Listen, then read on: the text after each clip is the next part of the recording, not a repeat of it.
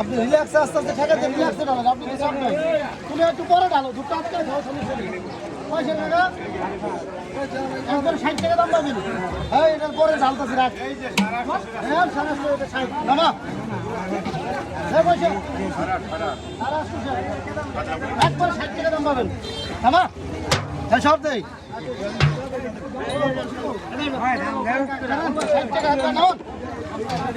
stock না এই মাই বাবা নাম দে ওই আপনার তো কাম বাবা কাজ করে